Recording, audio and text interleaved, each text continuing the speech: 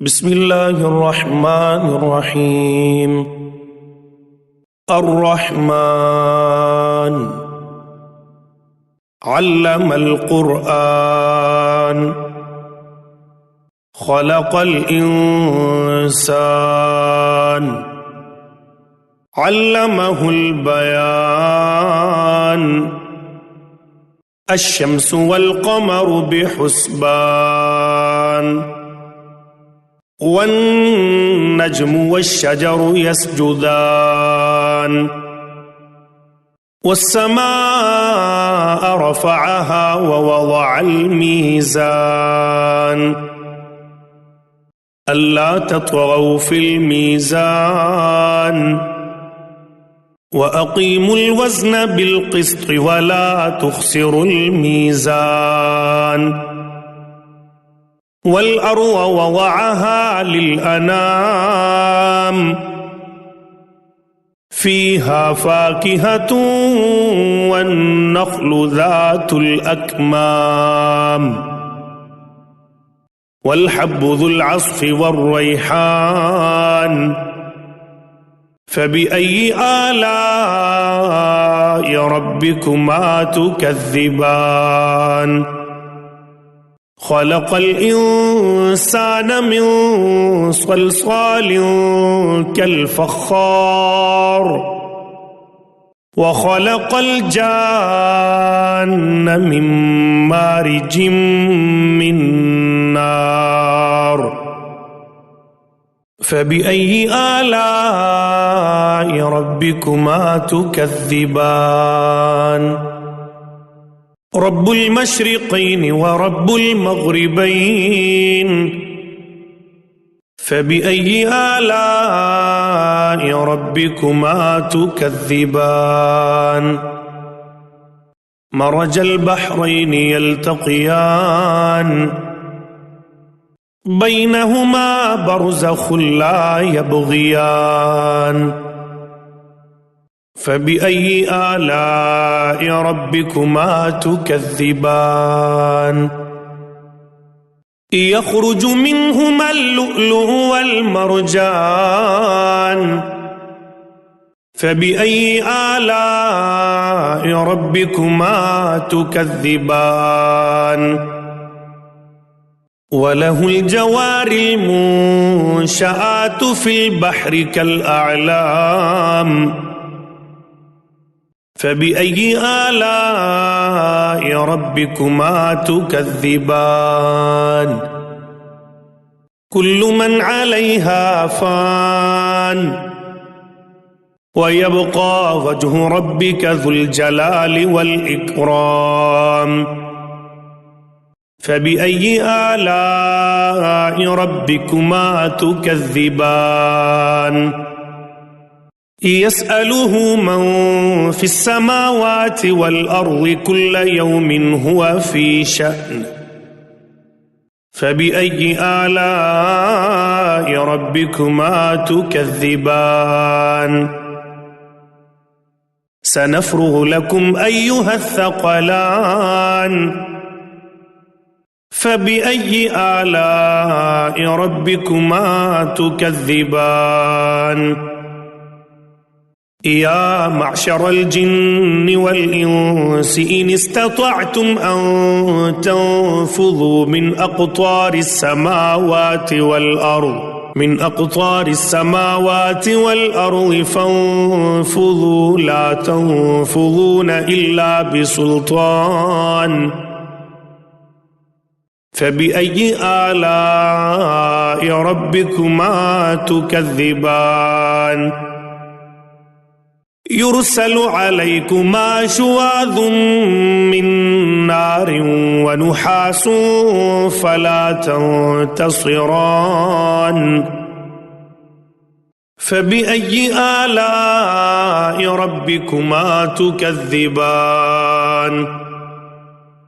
فإذا انشقت السماء فكانت وردة كالدهان فبأي آلاء ربكما تكذبان فيومئذ لا يسأل عن ذنبه إنس ولا جان. فبأي آلاء ربكما تكذبان؟ يعرف المجرمون بسيماهم فيؤخذ بالنواصي والأقدام. فبأي آلاء ربكما تكذبان؟ هذه جهنم التي يكذب بها المجرمون يطوفون بينها وبين حميم آن. فبأي آلاء ربكما تكذبان؟ ولمن خاف مقام ربه جنتان. فبأي آلاء ربكما تكذبان؟ ذواتا أفنان.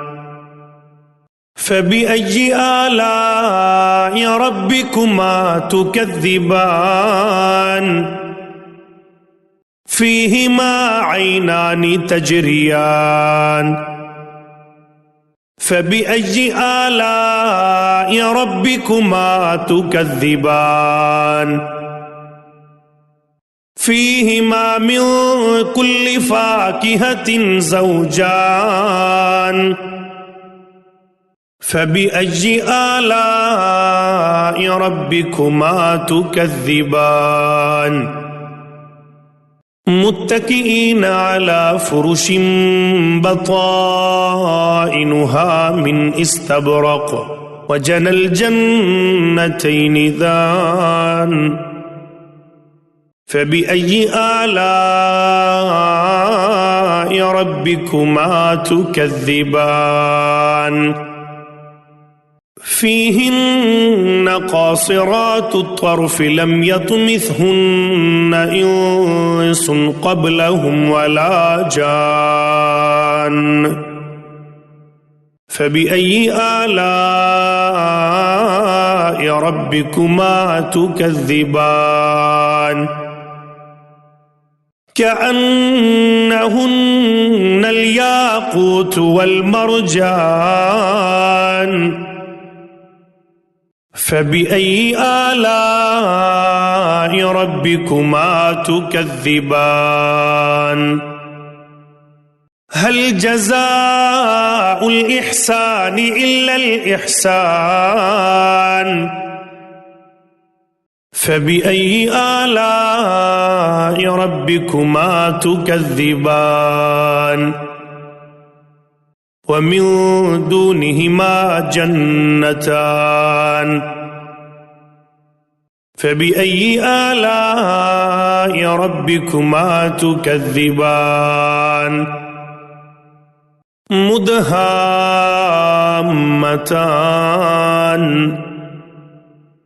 فبأي آلاء ربكما تكذبان؟